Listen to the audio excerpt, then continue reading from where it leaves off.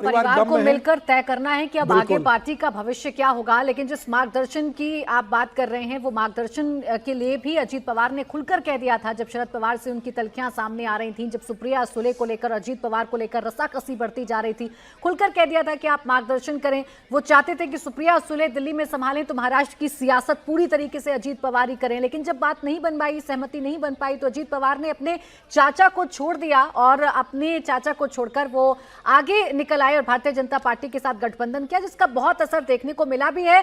हम सीधा आपको एनसीपी दफ्तर ही लिए चलते हैं। मेरे सहयोगी सचिन इस वक्त मौजूद है। सचिन, अजीत पवार के बारे में जब जब जिक्र हो रहा है तो एक चर्चा बड़ी खास हो रही है कि ऐसे नेता थे जो मुंहफट किस्म के नेता थे, उनके मन में जो आया वो खुलकर कहा करते थे, चाहे किसी को बुरा लगे या भला लगे, लेकिन दिल के बड़े साफ थे, जनता से कनेक्ट करना जानते थे, जनता की समस्या को एड्रेस करना जानते थे। जी बिल्कुल सही आपने कहा कि अजीत दादा को मुंहफट आदमी, यानी कि एकदम स्पष्ट मराठी लैंग्वेज में उसको कहते हैं कि स्पष्ट बोलने वाला, यानी कि सामने जो दिल की बात है वो साफ साफ बोलने वाला। इसलिए आपने थोड़ी देर पहले जिक्र किया कि उनका एक बयान कुछ महीने पहले जो है वो किसानों को लेकर दिया गया था, जब किसानों को उन्होंने कहा था कि कितनी बार जो है कर्ज माफी दी जाए, ये उनका बयान था। तो उन्होंने जो सच्चाई है वो बिल्कुल बयां की थी। लेकिन देवेंद्र फडणवीस और फिर एकनाथ शिंदे को ये बताना पड़ा कि नहीं, हमने किसान कर्ज माफी का वादा किया है, लेकिन हम सही समय आने पर उसको पूरा करेंगे। तो अजीत पवार, क्योंकि जो लाडली बहन योजना थी जिससे वो वित्त मंत्री थे, राज्य के डिप्टी सीएम तो थे ही लेकिन वित्त मंत्री भी थे, तो उनको पता था कि एक्चुअली फाइनेंशियल पोजीशन क्या है राज्य की, कितना बर्डन आ रहा है। तो उन्होंने तब ये बातें जो थी, जो सच्चाई है वो बयां की थी। तो देवेंद्र फडणवीस ने यही बात की थी कि जो सच्चाई ये तो है कि बर्डन है, लेकिन ये ऐसा नहीं कि सरकार ने जो है झूठा वादा किया है, सरकार अपना वादा पूरा करेगी। देखिए अभी जो है कुछ जो नगर निगम के चुनाव होते हैं उसमें अजीत पवार ने खुलकर आरोप किए थे स्थानीय जो प्रशासन है वहां पर जो करप्शन है उसको लेकर बीजेपी पर, लेकिन देवेंद्र फडणवीस ने उन आरोपों का उसी अंदाज में जवाब नहीं दिया था। देवेंद्र फडणवीस ने इंडिया टीवी को जो इंटरव्यू दिया था उसमें भी कहा था कि अजीत पवार जो है खुद ही उनसे आप पूछ लीजिए कि वो किस बारे में किस भ्रष्टाचार की बात कर रहे हैं, लेकिन उन्होंने कभी तीखे शब्दों में हमला नहीं किया, क्योंकि देवेंद्र फडणवीस, एकनाथ शिंदे और अजीत पवार तीनों की ऐसी टीम थी। देखिए जो पहले 2.5 साल की सरकार थी उद्धव ठाकरे की, एमवीए की सरकार थी, उस एमवीए की सरकार में अजीत पवार को लेकर हमेशा शिवसेना ने आवाज उठाई और अजीत पवार फंड नहीं देते, पैसा नहीं देते, यही बात कह के वो सत्ता से बाहर निकले थे अजीत पवार की बात को आगे करके, अजीत पवार का नाम आगे करके। लेकिन बाद में अजीत पवार खुद जब देवेंद्र फडणवीस सीएम बने, जब एकनाथ शिंदे सीएम बने और देवेंद्र फडणवीस की सरकार बनी थी, तो उसी सरकार में बाद में जो है अजीत पवार भी आ गए थे। तो अजीत पवार और एकनाथ शिंदे की अभी जो टीम बनी थी उस टीम में देखिए आप कभी भी शिवसेना के नेताओं ने ये नहीं कहा कि हमें फंड नहीं मिल रहा है, बीजेपी के नेताओं ने ये नहीं कहा कि हमें फंड नहीं मिल रहा है, तीनों ने एक दूसरे के खिलाफ कभी तीखी बयानबाजी नहीं की। तो एक तरह से एक टीम थी उनकी, और अजीत पवार का नेतृत्व का सबसे बड़ा गुण था वो कार्यकर्ता के पीछे फर्मली खड़े रहते थे। जैसे कि हम उदाहरण के तौर पर ले तो नवाब मलिक का उदाहरण हम ले, नवाब मलिक को बीजेपी ने साफ कहा कि हम इनके साथ अलायंस नहीं करेंगे, हम इनको अगर आप नेतृत्व में बीएमसी का चुनाव लड़ेंगे तो हम एनसीपी के साथ अलायंस नहीं करेंगे। अजीत पवार ने नवाब मलिक का साथ दिया और कहा कि हमें अलायंस में नहीं करना है बीएमसी में, हम जो है हमारे नेता जो है नवाब मलिक इनके साथ में रहेंगे।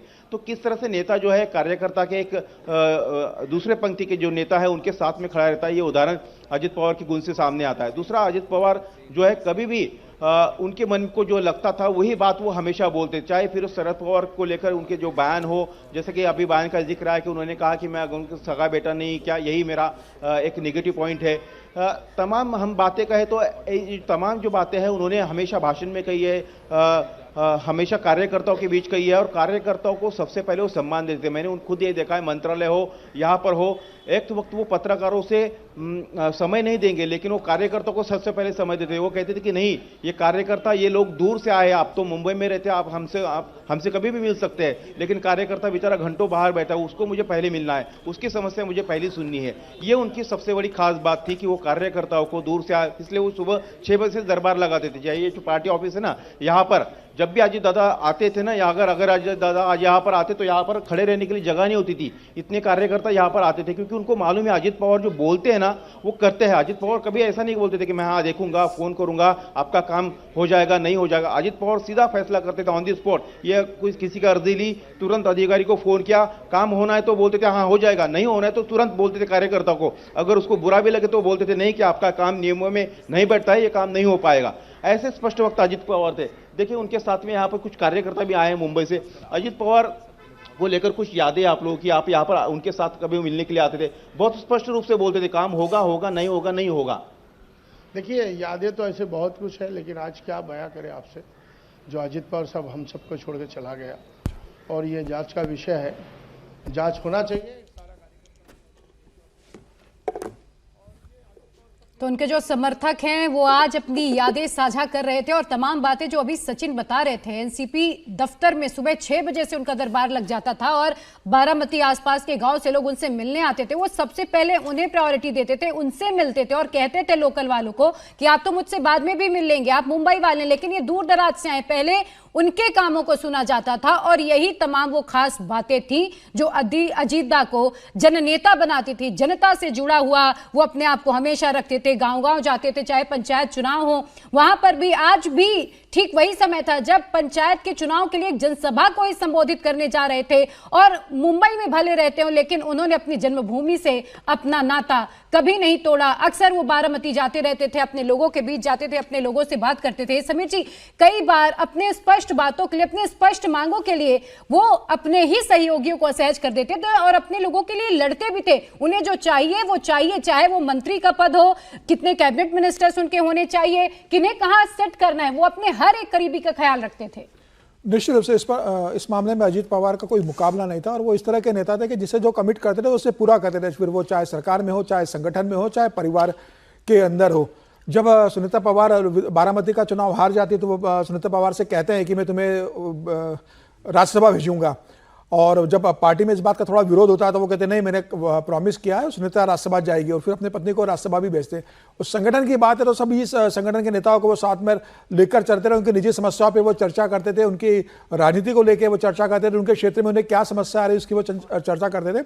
और वित्त मंत्री के रूप में उन्हें लगातार जिस तरीके से अपने क्षेत्र में डेवलपमेंट के लिए पैसा दिया, अपने सहयोगी दलों के विधायकों के लिए फंड दिया, और जो अभी जिस तरह के सचिन बता रहे थे कि वो कार्यकर्ताओं को लेकर बहुत संवेदनशील रहते थे कि भाई दूर का कार्यकर्ता है, पहले उसकी समस्या सुनूं। किसी के हॉस्पिटल में एडमिशन करना है, किसी के स्कूल में एडमिशन है, किसी की नौकरी की समस्या है, किसी की ट्रांसफर की समस्या है, जहां उन्हें लगता था कि भाई ये वाजिब है और मैं कर सकता हूं, इस करने में कोई समस्या नहीं, वो तुरंत अधिकारी को फोन करते थे और उसका काम करवा देते थे। कई बार ऐसे कार्यकर्ता काम लेकर आते थे जो उन्हें लगता था कि ये संभव नहीं है, तो बहुत स्पष्ट बोलते थे कि भाई ये काम नहीं हो पाएगा, ये मेरे पास लेकर मत आइए। वो किसी तरह का एक बहाना कि मैं बाद में देखूंगा, बोलूंगा, बाद में आप आइए, कभी नहीं करते थे। सबके लिए उपलब्ध रहते थे, तमाम मोबाइल पे उनके मैसेज और व्हाट्सएप पे आते थे। खुद रात को अपने मोबाइल पे व्हाट्सएप मैसेज देखते थे, और जहां जरूरी लगा वो खुद तुरंत कॉल करते थे, अपने सहयोगी को मैसेज फॉरवर्ड करते थे। तो 24 घंटे 7 दिन की जो राजनीति होती है, मुझे लगता है कि वो अजीत पवार करते थे।